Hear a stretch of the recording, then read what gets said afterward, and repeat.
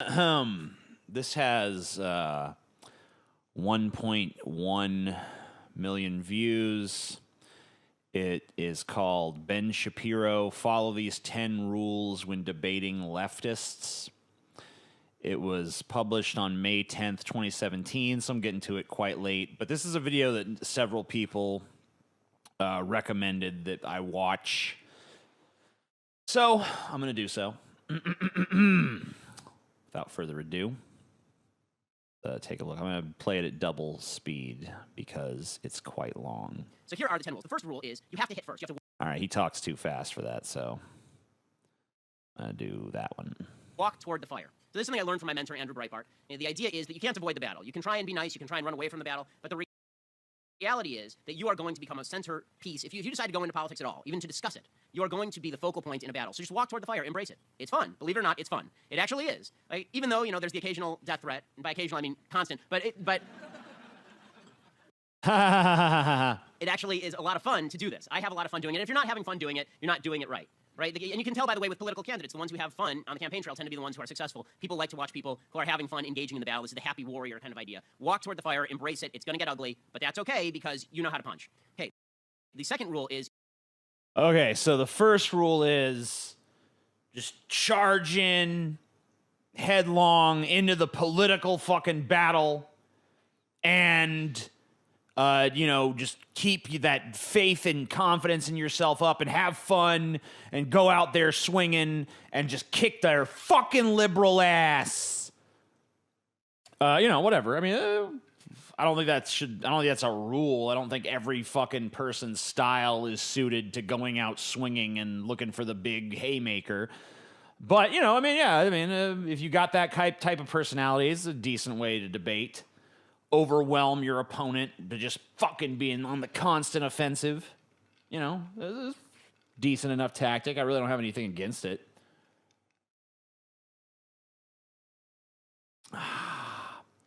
Too fast for your leftist brain. Goddamn slow-witted son of a bitch. All right. I guess I'll turn it to regular speed, even though it's going to take fucking forever now. You need to frame your opponent. So, as I mentioned, the chief tactic of the left is that you're not a good person, right? It's unearned moral superiority. Leftists don't do anything for the world, okay? Leftism doesn't do anything for the world. Leftism is a philosophy of stealing and taking and voting for people to put a gun to somebody else's head to take crap from you for their own personal betterment, right? That's what leftism is. Socialism is the most selfish philosophy in human history. It's the basic notion that I'm breathing and therefore you owe me crap, okay? What? I mean, isn't socialism about, hey, we all live in a cooperative society together, so let's all try to take care of each other? It's not someone going to you, Ben Shapiro, putting a gun at you, be like, give me your fucking stuff, bitch! It's about, hey, we all live in a cooperative society, so let's try to make that society nice and make sure everyone's taken care of. That's what socialism is. I mean, you can be against that, but don't fucking straw man it. And so, I mean, that's just that's like a Janine Garofalo summation of what a Republican is, okay, so a Republican is just someone who's like, guys, check it out. I'm totally an evil fucking psychopath who only cares about myself and would just smash a homeless person on the face in the face with a rock and feel nothing. And that's basically like what conservatism is. I mean, you're on that level of fucking bullshit, dude. When you fucking trot out that definition of socialism. Just fucking silly. So, but the way they sleep at night, because they're not adding anything to the general productivity with this philosophy, is, but yes, I'm a better person than you. So your job is to rip away that facade, because they're not. They believe in a really terrible philosophy. So you have to frame your opponent. I don't give a flying fuck if I'm a better person than you. I don't even think that concept matters. Of course, I think I'm a better person than you, just like you think you're a better person than me. But that's just because we're egotistical fucks who are in love with the sound of our own voices. So, but objectively, outside of ourselves, I don't think there's any metric by which you can measure that. Like, I'm better or you're better because you did this stuff and I did this stuff or whatever the fuck. I stuck a banana up my ass, so I'm a pervert, so you're better. Oh, he stuck a banana up his ass. He's more like, weird and freaky and out there, so he's cooler. Like, all this stuff could be appraised in so many different fucking ways. I don't give a shit about being better than you. So this idea that, like, I mean, the portrait he's painted of liberals so far is their entire philosophy is about gimme, gimme, gimme, going out to poor Ben Shapiro and trying to take money out of his pocket so that they can buy fucking free stuff. Like, I think I deserve a free iPhone on you, Ben Shapiro, because I exist. And then, whatever, fuck.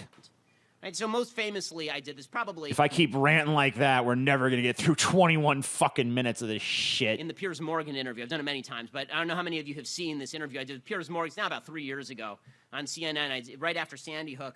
It was an interview on gun control. It tells you that it's been a while because Piers Morgan hasn't been on TV for a while.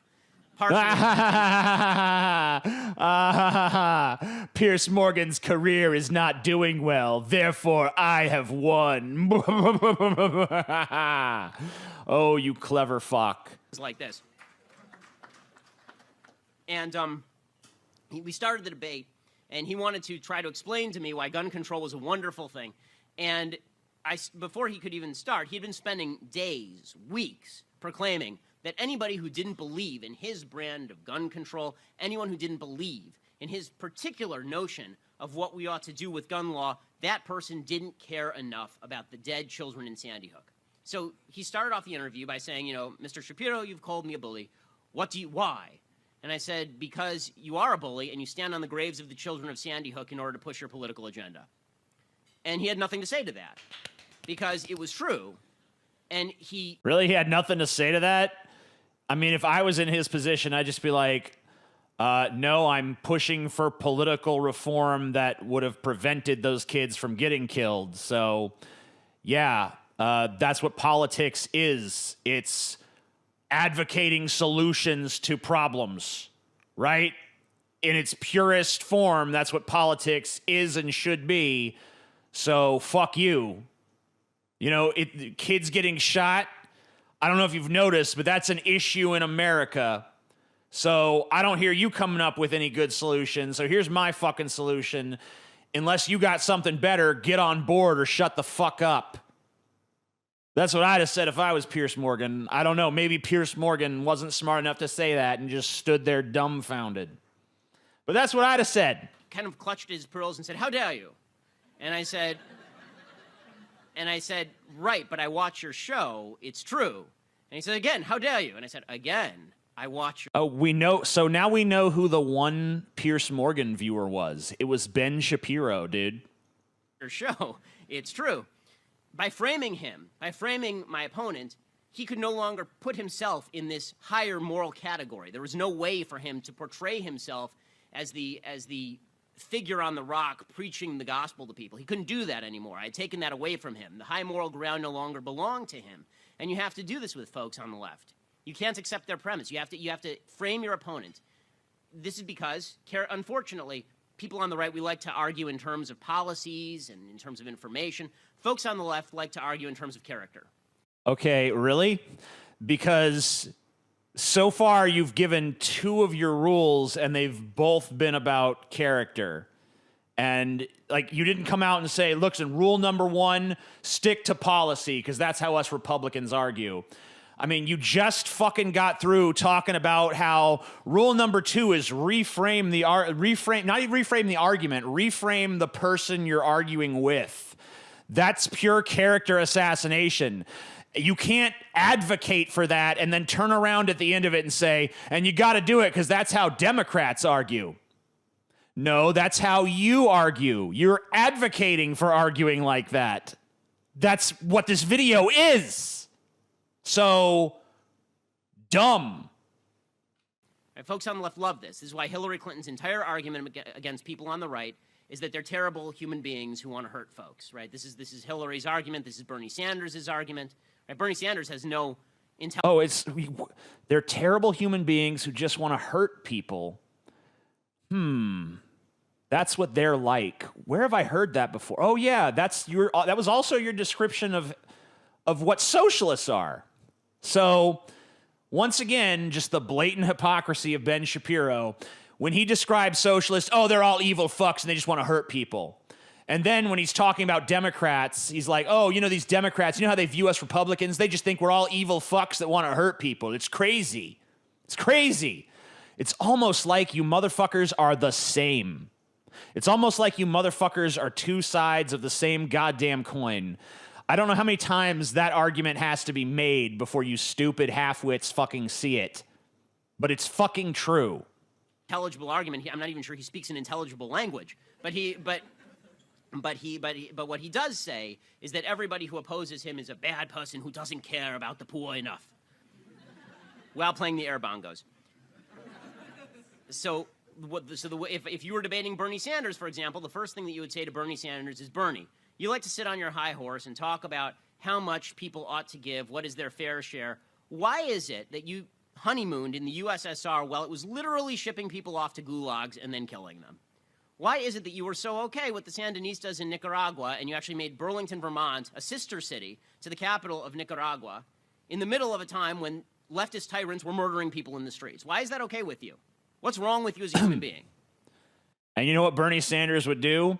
He would dedicate like one sentence to that, and then he would do the thing that you're constantly talking about doing. He would talk about facts and figures and numbers and the shit that he actually wants to do policy-wise. That thing that you claimed that you do while advocating for the exact opposite of that. Okay? You're dog shit. Put him on the defense. You have to frame him as a person, right? Because now he knows. He's on notice. It's mutually assured destruction. If he's going to bring a character attack, you're going to bring a character attack, and yours is based on fact while his isn't. So you have to frame your opponent. Rule number 3, you have to frame the debate. So what the left likes to do is argue the debate in their terms. And they have all sorts of tricks for this. So, for example, on same-sex marriage, the way they frame the debate is always, why do you want to stop two people who love each other from marrying each other? This is always the way that they discuss this issue, right? That's always the question. And the answer to that isn't, well, I do want to stop those people from marrying each other. The answer is, why do you think a child does not deserve a mother and a father? Or you have to change the terms of the debate, because they're actually two separate questions. No. I mean, what the fuck are you talking about? There's plenty of kids in heterosexual society that don't have a mother or don't have a father. There's lots of kids being raised by one parent, or they're being raised by their grandparents, or they're being raised by their aunt, or they're being raised by their mother and their aunt, or some combination of fucking family and support network and all that shit. There's all kinds of different paradigms that exist in America raising kids. And you know what? Two gay dudes are about the least likely to be having a kid together. Lesbians, too, for that matter. Like, wasn't one of the original conservative arguments against gay marriage, gays can't even procreate, They can't even procreate. So, obviously what? And now it's like, oh, well, you don't think a child deserves a mother and a father? You don't think a child deserves a mother and a father? You don't think that's a dishonest question? You're answering a question with a question, which usually that's a trademark of dishonesty. No, you can ask the question, why can't two gay people be in love, or whatever the fuck? Why can't two gay people in love get married? If I ask you that, you can't just respond with another question. You actually have to answer that question. Then you can ask your question about, do I think a child deserves a mother and a father? To which I would say, what the fuck does deserve have to do with anything?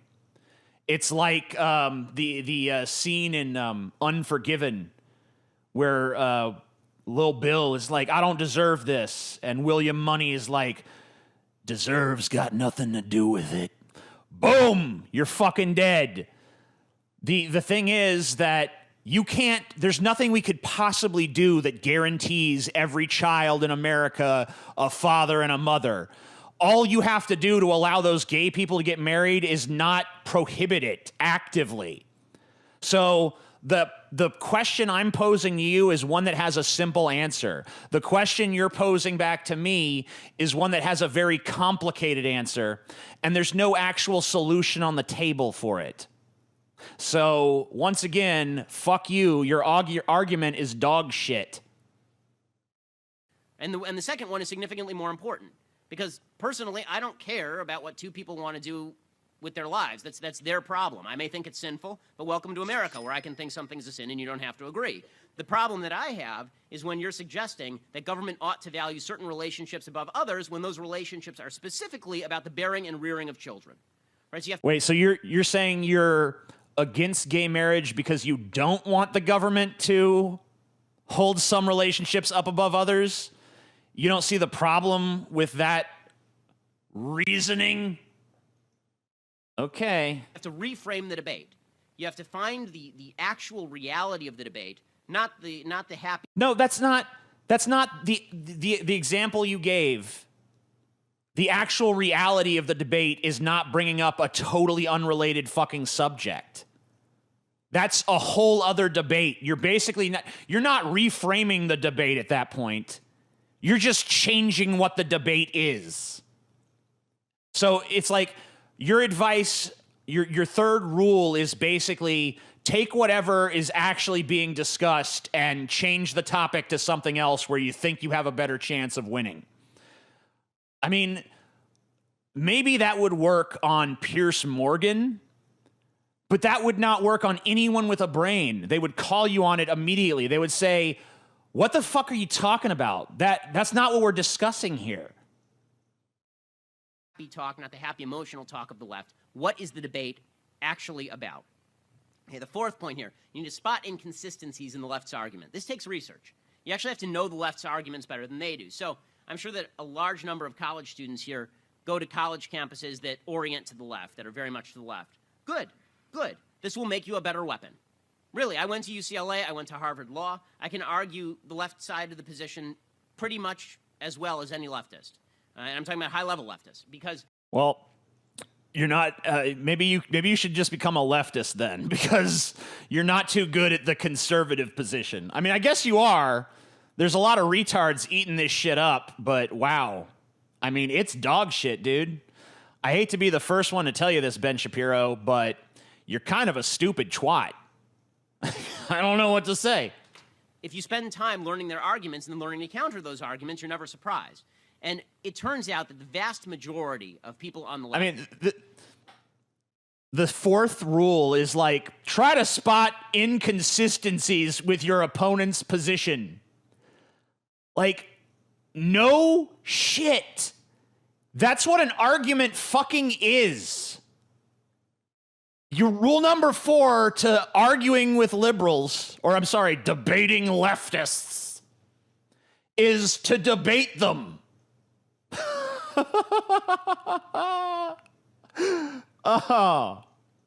Okay. Left are wildly inconsistent, internally inconsistent about their arguments. Because the truth is that if they told you what they really believed, everyone hates that. Right? Oh, if they told you the straw man that I've concocted, whoo-hoo-hoo. What the left actually believes deep down is so reprehensible and so repugnant and so gross that they will never say it out loud. Instead, they cover it in a sort of patter that's completely inconsistent. So, to give a gun example, one of the things you'll hear from the left about guns is that assault weapons bans are the greatest idea in the world. That's not just supported by liberals. That's supported by a majority of Americans. Even a Fox News poll showed that.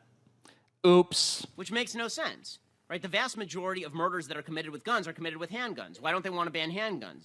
The answer is, well, this is true also. There's no such thing as an assault weapon. But the internal inconsistency in their argument, is that they say assault weapons are bad because they kill lots of people.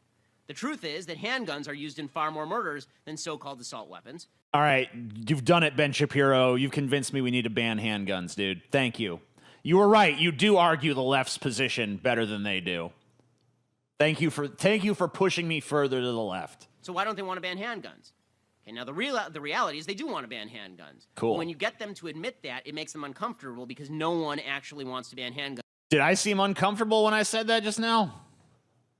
No, I didn't. In the United States, except for like 5 people, and they're all in the Obama administration. Well, I'm not running for office. I don't have to win no fucking election, dude. I could say I want to ban handguns all I want. Now, do I actually want to ban handguns? No. I don't even want to ban assault rifles. I just want there to be background checks.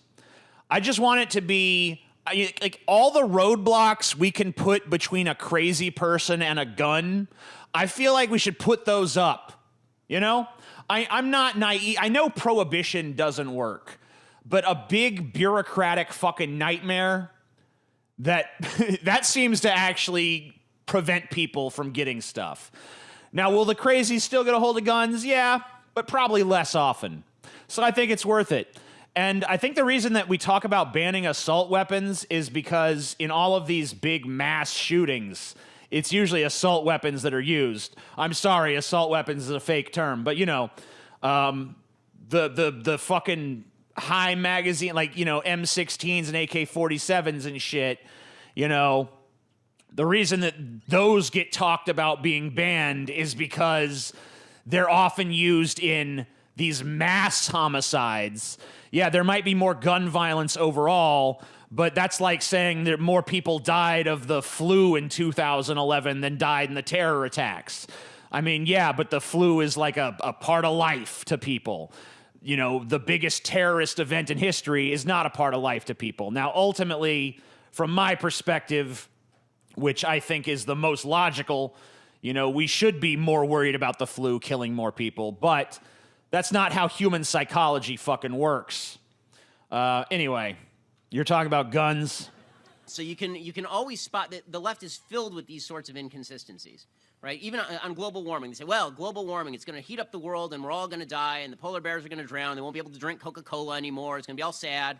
That's not leftism. That's science. You've confused the leftism with science at this point. I'm pretty sure that the global temperature rising and the ice caps melting is not a matter of political opinion. It's an observable fucking fact of reality documented by science. So I don't know what you're talking about.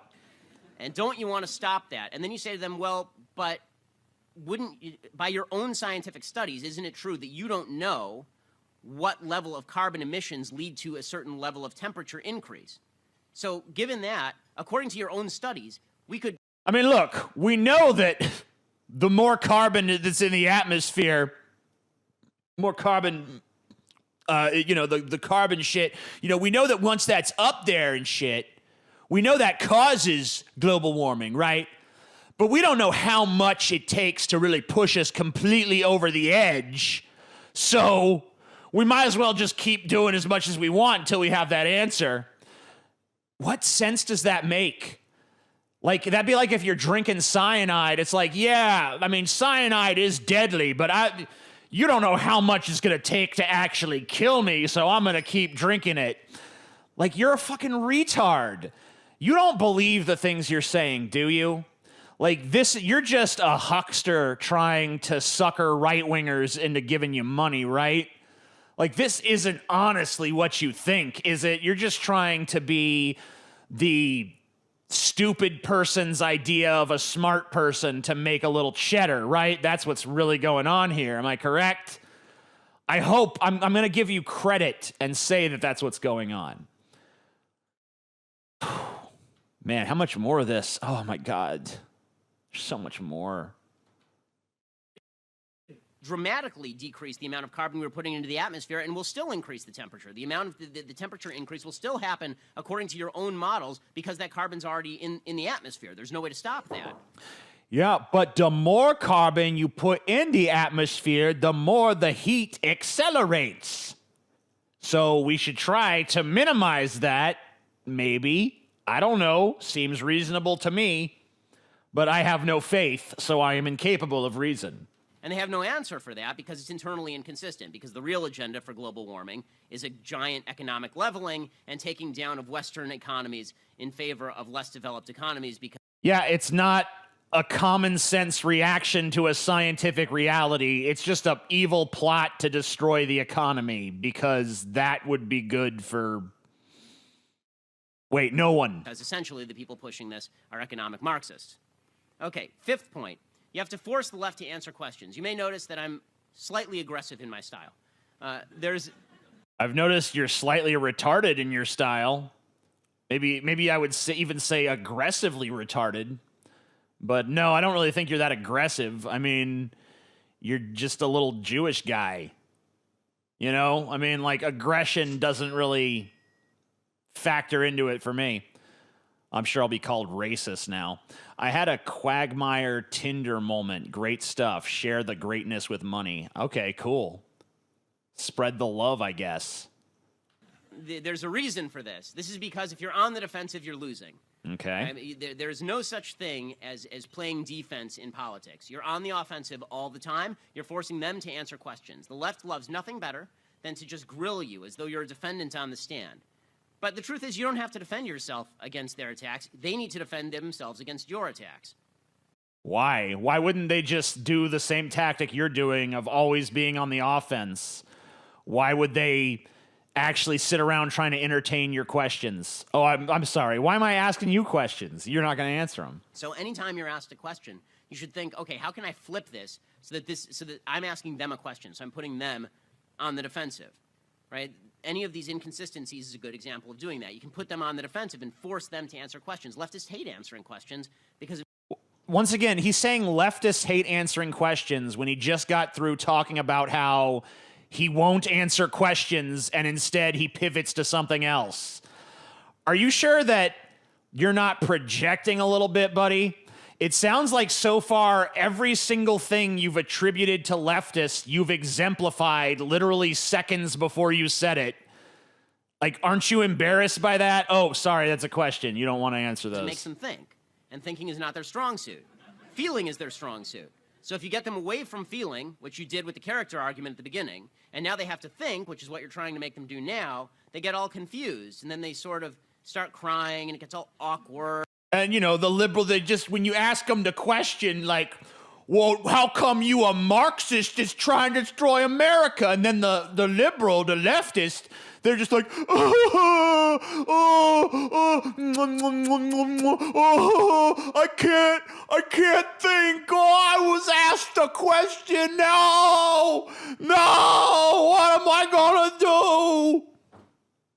Yeah, I mean, how many times have we seen that? Oh, yeah. Never. I've seen Ben Shapiro debate people. I've never seen his opponents cry and be like, oh no, I am defeat. Ah! And then you have to apologize because you ruined the dinner party, but it was fun anyway. Okay. The sixth point here is not getting distracted. So you'll notice when you're in debate with folks on the left, they always have a red herring. It's amazing. I've been giving... you've advocated throwing out red herrings on this list. That's what, you're just describing yourself. You are describing you right now. Is he aware he's doing it? Is he self-aware enough to realize he's describing himself? Are the 27,000 people who gave this a thumbs up aware enough to realize he's describing himself?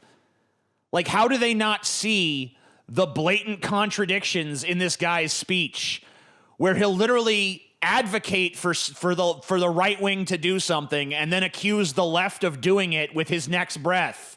If they ask you a question, don't answer it. Just pivot to something else. Try to ask them a question because the left hates being asked questions, unlike us right-wingers who, when we get asked questions, pivot with other questions.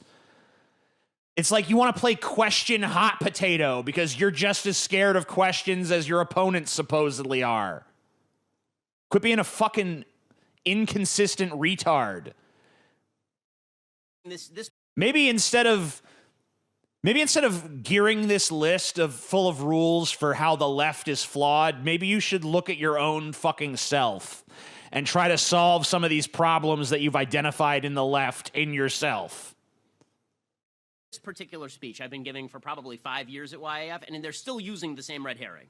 They still use it, right? It's the only one that they have, right? So you're talking about Barack Obama's foreign policy is terrible.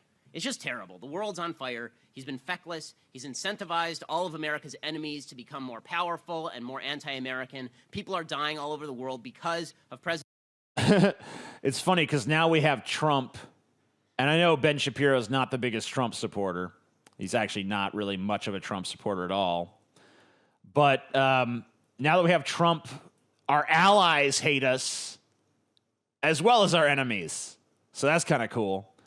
I'm glad that he's restored our prestige around the globe. President Obama's foreign policies, and the first thing they do is they scream in agony, and their head swivels full 360 degrees, and they vomit in all directions, and then they shout Bush, right? Like Linda Blair from The Exorcist, which is. Dude, I wish I could just cue a montage of him probably blaming everything wrong now on Obama.